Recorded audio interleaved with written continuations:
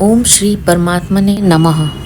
नमस्ते दोस्तों, भगवत गीता की इस यात्रा में आपका बहुत बहुत स्वागत है, अभिनंदन है। आज हम भगवत गीता के 7वें श्लोक में प्रवेश करेंगे, तो चलिए प्रारंभ करते हैं।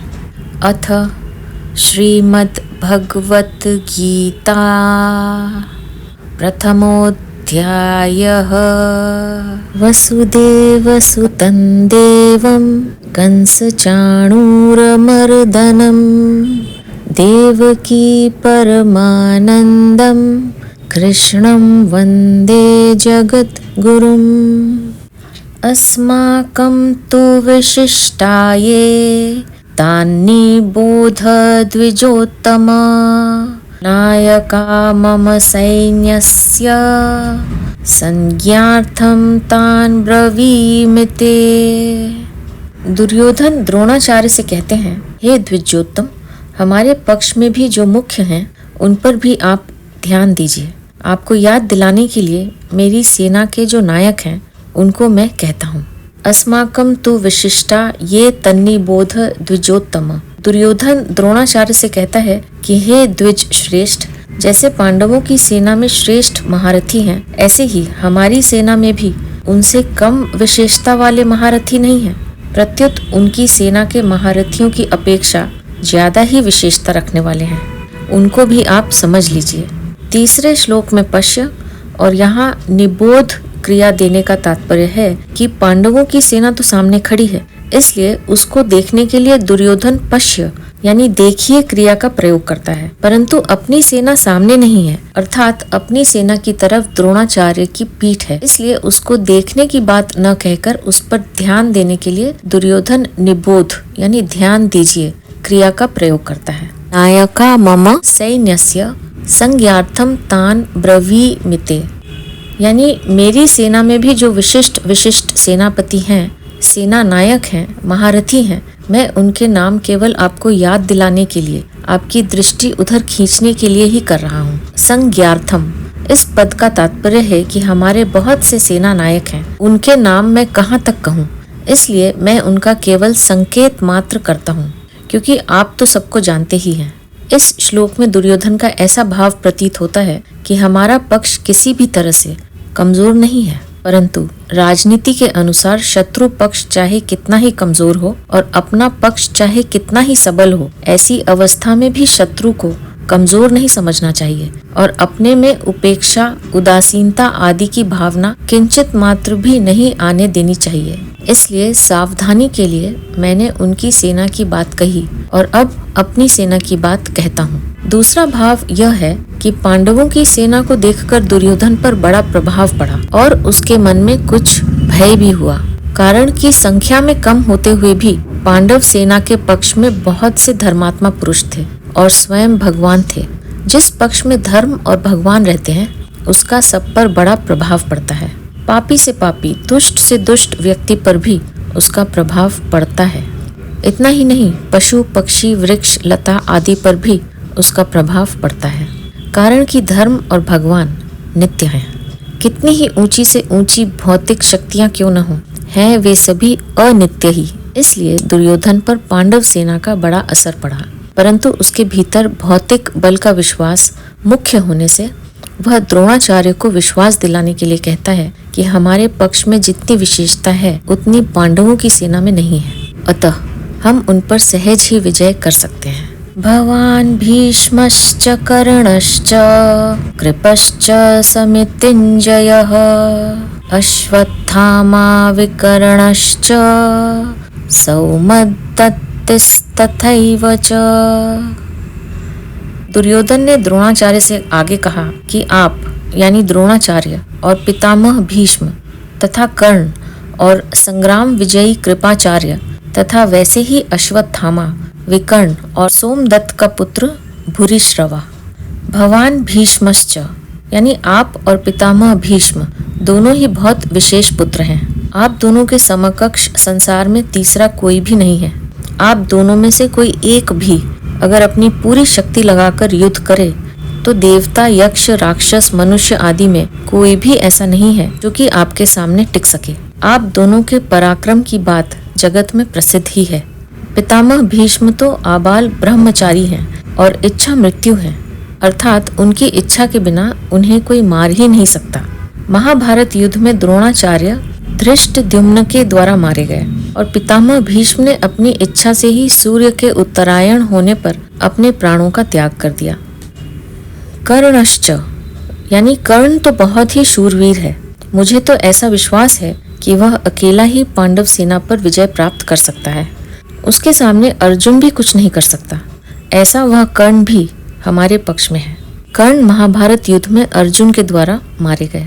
कृपश्च समितिंजयः, यानी कृपाचार्य की तो बात ही क्या है, वे तो चिरंजीवी हैं, हमारे परम हितैषी हैं और संपूर्ण पांडव सेना पर विजय प्राप्त कर सकते हैं। यद्यपि यहाँ द्रोणाचार्य और भीष्म के बाद ही दुर्योधन को कृपाचार्य का नाम लेना चाहिए था, परंतु दुर्योधन को कर्ण पर जितना विश्वास था उतना कृपाचार्य पर नहीं था, इसलिए कर्ण का नाम तो भीतर से बीच में ही निकल पड़ा। द्रोणाचार्य और भीष्म कहीं कृपाचार्य का अपमान न समझ लें, इसलिए दुर्योधन कृपाचार्य को संग्राम विजयी विशेषण देकर उनको प्रसन्न करना चाहता है। अश्वत्थामा, ये भी चिरंजीवी हैं और आपके ही पुत्र हैं। ये बड़े ही शूरवीर हैं। इन्होंने आपसे ही अस्त्र शस्त्र की विद्या सीखी है। अस्त्र शस्त्र की कला में ये बड़े चतुर हैं। विकर्णश्च सौमदत्तिस्तथैव च, आप यह नहीं समझे कि केवल पांडव ही धर्मात्मा है। हमारे पक्ष में भी मेरा भाई विकर्ण बड़ा धर्मात्मा और शूरवीर है। ऐसे ही हमारे प्रपितामह शांतनु के भाई बहालीक के पौत्र तथा सोमदत्त के पुत्र भूरिश्रवा भी बड़े धर्मात्मा हैं। इन्होंने बड़ी बड़ी दक्षिणा वाले अनेक यज्ञ किए हैं। ये बड़े शूरवीर और महारथी हैं। युद्ध में विकर्ण भीम के द्वारा और भूरिश्रवा सात्यकी के द्वारा मारे गए। यहाँ इन शूरवीरों के नाम लेने में दुर्योधन का यह भाव मालूम देता है कि हे आचार्य, हमारी सेना में आप, भीष्म, कर्ण, कृपाचार्य आदि जैसे महान पराक्रमी शूरवीर हैं। ऐसे पांडवों की सेना में देखने में नहीं आते। हमारी सेना में कृपाचार्य और अश्वत्थामा ये दोनों चिरंजीवी हैं, जबकि पांडवों की सेना में ऐसा एक भी नहीं है। हमारी सेनाओं में धर्मात्माओं की भी कमी नहीं है, इसलिए हमारे लिए डरने की कोई बात नहीं है। अन्ये च बहवः शूरा मदर्थे त्यक्त जीविताः नाना शस्त्र प्रहरणाः सर्वे युद्ध विशारदाः। इनके अतिरिक्त बहुत से शूरवीर हैं जिन्होंने मेरे लिए अपने जीने की इच्छा का भी त्याग कर दिया है और जो अनेक प्रकार के अस्त्र शस्त्रों को चलाने वाले हैं तथा जो सबके सब युद्ध कला में अत्यंत चतुर हैं। अन्ये च बहवः शूरा मदर्थे त्यक्त जीविताः। मैंने अभी तक अपनी सेना के जितने, दुर्योधन ने द्रोणाचार्य से आगे कहा कि मैंने अभी तक अपनी सेना के जितने शूर वीरों के नाम लिए हैं, उनके अतिरिक्त भी हमारी सेना में बहालीक, शल्य, भगदत्त, जयद्रथ आदि बहुत से शूरवीर महारथी हैं जो मेरी भलाई के लिए, मेरी ओर से लड़ने के लिए अपने जीने की इच्छा का त्याग करके यहाँ आए हैं। वे मेरी विजय के लिए मर भले ही जाएं, पर युद्ध से हटेंगे नहीं। नाना शस्त्र प्रहरणाः सर्वे युद्ध विशारदाः।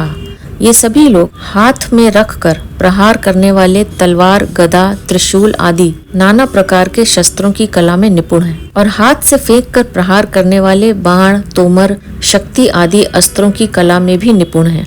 युद्ध कैसे करना चाहिए, किस तरह से, किस पैंतरे से, किस युक्ति से युद्ध करना चाहिए, सेना को किस तरह खड़ी करनी चाहिए आदि युद्ध की कलाओं में भी ये बड़े निपुण हैं, कुशल हैं।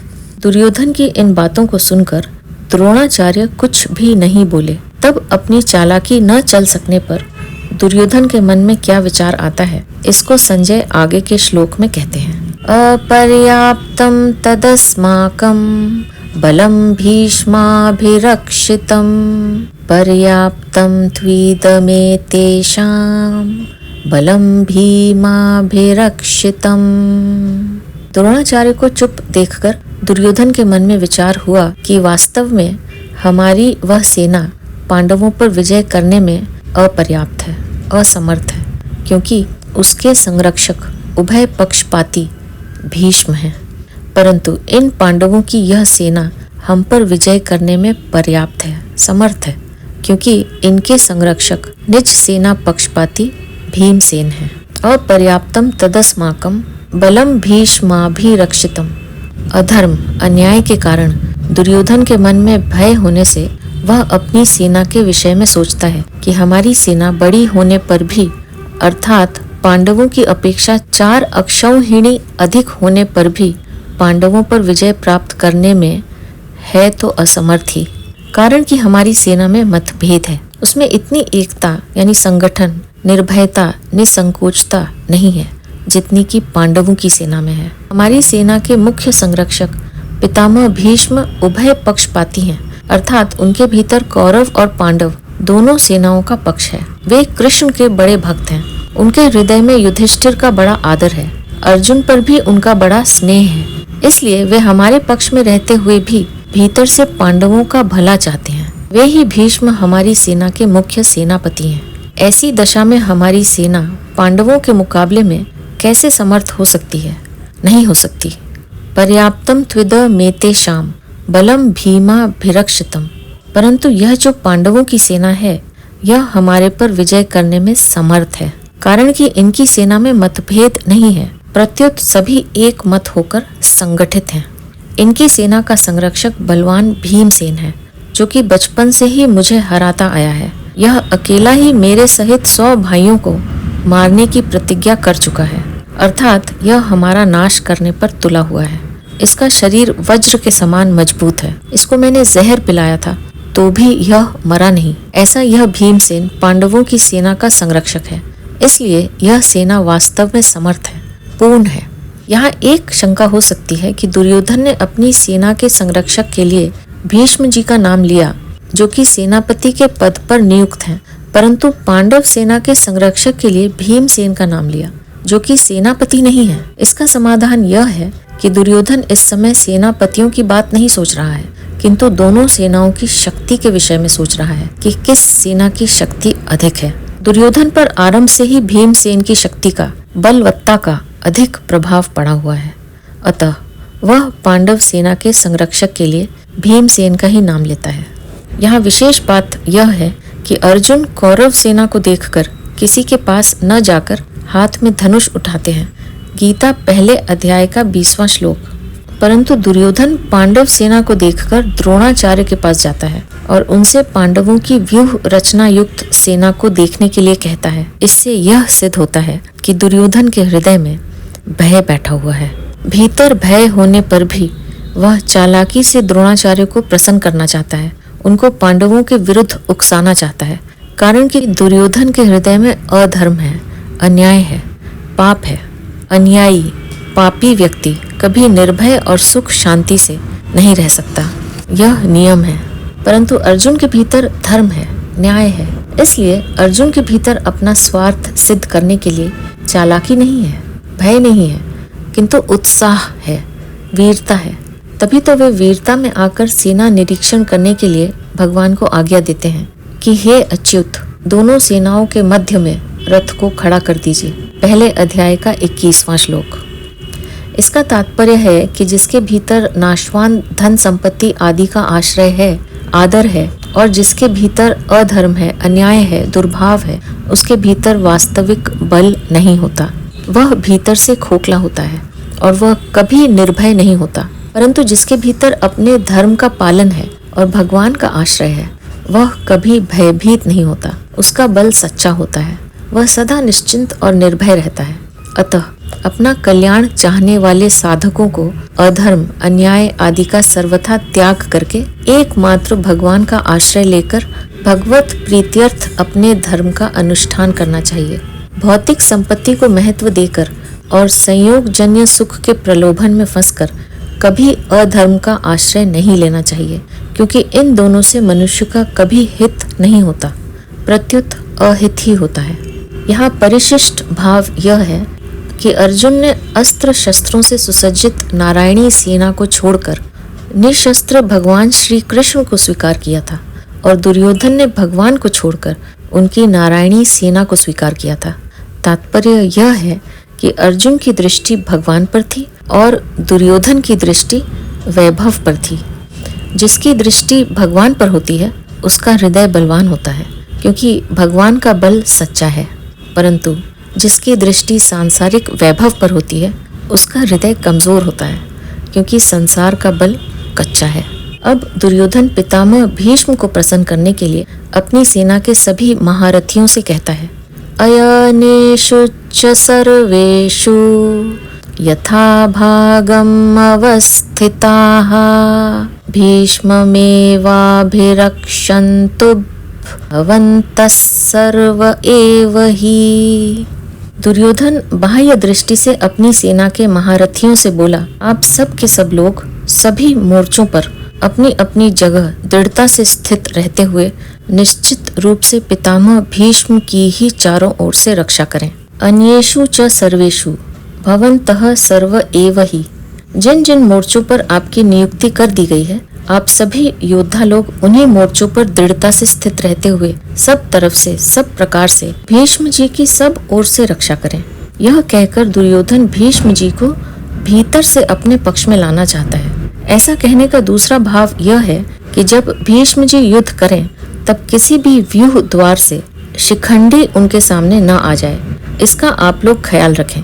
अगर शिखंडी उनके सामने आ जाएगा तो भीष्म जी उस पर शस्त्रास्त्र नहीं चलाएंगे, कारण कि शिखंडी पहले जन्म में भी स्त्री था और इस जन्म में भी पहले स्त्री था, पीछे पुरुष बना है।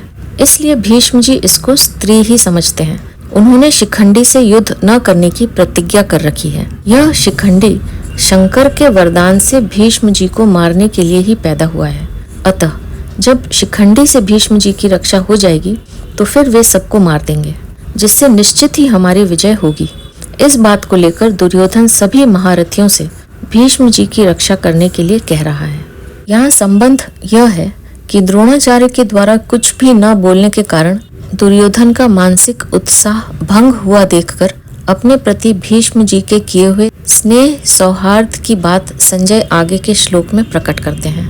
तस्य संजनयन हर्षम कुरु वृद्धः पितामह सिंहनादं विनद्योच्चैः शंखं दध्मौ प्रतापवान।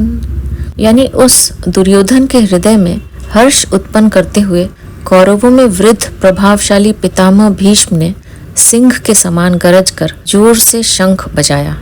तस्य संजनयन हर्षम। यद्यपि दुर्योधन के हृदय में हर्ष होना शंख ध्वनि का कार्य है और शंख ध्वनि कारण है, इसलिए यहाँ शंख ध्वनि का वर्णन पहले और हर्ष होने का वर्णन पीछे होना चाहिए। अर्थात यहाँ शंख बजाते हुए दुर्योधन को हर्षित किया, ऐसा कहा जाना चाहिए, परंतु ऐसा न कहकर यही कहा गया कि दुर्योधन को हर्षित करते हुए भीष्म जी ने शंख बजाया। कारण कि ऐसा कहकर संजय यह भाव प्रकट कर रहे हैं कि पितामह भीष्म की शंख वादन क्रिया मात्र से दुर्योधन के हृदय में हर्ष उत्पन्न हो ही जाएगा। भीष्म जी के इस प्रभाव को द्योतन करने के लिए ही संजय आगे प्रतापवान विशेषण देते हैं। यद्यपि कुरु वंशियों में आयु की दृष्टि से भीष्म जी से भी अधिक वृद्ध बाहलीक थे, जो कि भीष्म के पिता शांतनु के छोटे भाई थे। तथापि कुरु वंशियों में जितने बड़े बूढ़े थे, उन सब में भीष्म जी धर्म और ईश्वर को विशेषता से जानने वाले थे। अतः ज्ञान वृद्ध होने के कारण संजय भीष्म जी के लिए कुरु वृद्ध विशेषण देते हैं। प्रतापवान। भीष्म जी के त्याग का बड़ा प्रभाव था। वे कनक कामिनी के त्यागी थे, अर्थात उन्होंने राज्य भी स्वीकार नहीं किया और विवाह भी नहीं किया। भीष्म जी अस्त्र शस्त्र को चलाने में बड़े निपुण थे और शास्त्र के भी बड़े जानकार थे।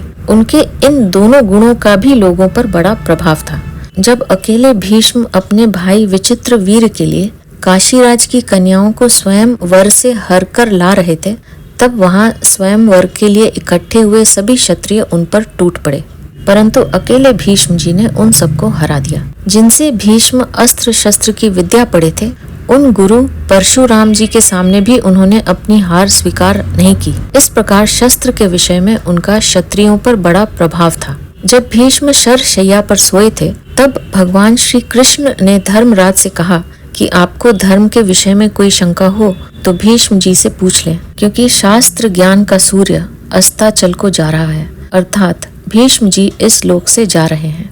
इस प्रकार शास्त्र के विषय में उनका दूसरों पर बड़ा प्रभाव था। पितामह इस पद का आशय यह मालूम देता है कि दुर्योधन के द्वारा चालाकी से की गई बातों का द्रोणाचार्य ने कोई उत्तर नहीं दिया। उन्होंने यही समझा कि दुर्योधन चालाकी से मुझे ठगना चाहता है, इसलिए वे चुप ही रहे। परंतु पितामह दादा होने के नाते भीष्म जी को दुर्योधन की चालाकी में उसका बचपना दिखता है। अतः पितामह भीष्म द्रोणाचार्य के समान चुप न रहकर वात्सल्य भाव के कारण दुर्योधन को हर्षित करते हुए शंख बजाते हैं। सिंह नादम विनद्योचे शंखम दधमौ, जैसे सिंह के गरजना करने पर हाथी आदि बड़े बड़े पशु भी भयभीत हो जाते हैं, ऐसे ही गरजना करने मात्र से सभी भयभीत हो जाएं और दुर्योधन प्रसन्न हो जाए। इसी भाव से भीष्म जी ने सिंह के समान गरज कर जोर से शंख बजाया। यहाँ परिशिष्ट भाव यह है कि दुर्योधन के साथ द्रोणाचार्य का विद्या का संबंध था और भीष्म जी का जन्म का अर्थात कौटुंबिक संबंध था। जहाँ विद्या का संबंध होता है वहाँ पक्षपात नहीं होता, पर जहाँ कौटुंबिक संबंध होता है वहाँ स्नेहवश पक्षपात हो जाता है। अतः दुर्योधन के द्वारा चालाकी से कहे गए वचन सुनकर द्रोणाचार्य चुप रहे, जिससे दुर्योधन का मानसिक उत्साह भंग हो गया। परंतु दुर्योधन को उदास देखकर कौटुंबिक स्नेह के कारण भीष्म जी शंख बजाते हैं। यहाँ संबंध यह है कि पितामह भीष्म के द्वारा शंख बजाने का परिणाम क्या हुआ, इसको संजय आगे के श्लोक में कहते हैं। ततः शंखाश्च भैर्यश्च बणवानकगोमुखाः सहसैवाभ्यहन्यन्त सशब्दस्तुमुलोऽभवत्। उसके बाद शंख और भेरी यानी नगाड़े तथा मृदंग और नरसिंह के बाजे एक साथ ही बज उठे। उनका वह शब्द बड़ा भयंकर हुआ। ततः शंखश्च भैर्यश्च बणवानक गोमुखा। यद्यपि भीष्म जी ने युद्ध आरंभ की घोषणा करने के लिए शंख नहीं बजाया था, प्रत्युत दुर्योधन को प्रसन्न करने के लिए ही शंख बजाया था। तथापि कौरव सेना ने भीष्म जी के शंख वादन को युद्ध की घोषणा ही समझा। अतः भीष्म जी के शंख बजाने पर कौरव सेना के शंख आदि सब बाजे एक साथ बज उठे।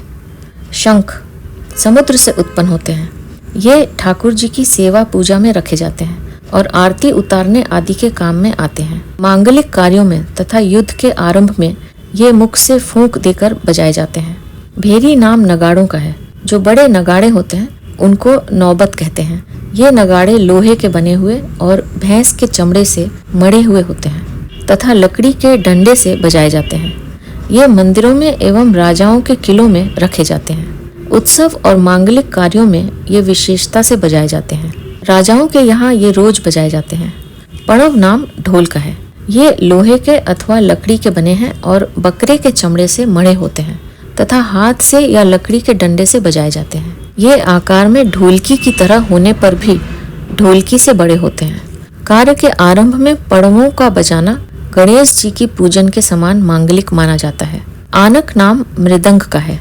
इसको पखावज भी कहते हैं। आकार में ये लकड़ी की बनाई हुई ढोलकी के समान होते हैं। ये मिट्टी के बने हुए और चमड़े से मढ़े हुए होते हैं तथा हाथ से बजाए जाते हैं। गोमुख नाम नरसिंह का है। ये आकार में सांप की तरह टेढ़े होते हैं और इनका मुख गाय की तरह होता है।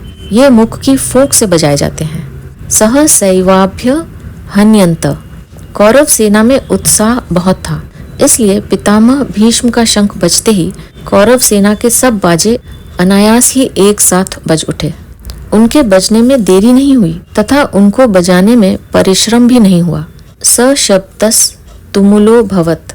अलग अलग विभागों में टुकड़ियों में खड़ी हुई कौरव सेना के शंख आदि बाजों का शब्द बड़ा भयंकर हुआ, अर्थात उनकी आवाज बड़ी जोर से गूंजती रही। इस अध्याय के आरंभ में ही धृतराष्ट्र ने संजय से पूछा था कि युद्ध क्षेत्र में मेरे और पांडु के पुत्रों ने क्या किया। अतः संजय ने दूसरे श्लोक से 13वें श्लोक तक धृतराष्ट्र के पुत्रों ने क्या किया इसका जवाब दिया। अब आगे के श्लोकों में संजय पांडु के पुत्रों ने क्या किया इसका उत्तर देंगे, जिसे लेकर हम अपनी अगली प्रस्तुति में फिर उपस्थित होंगे।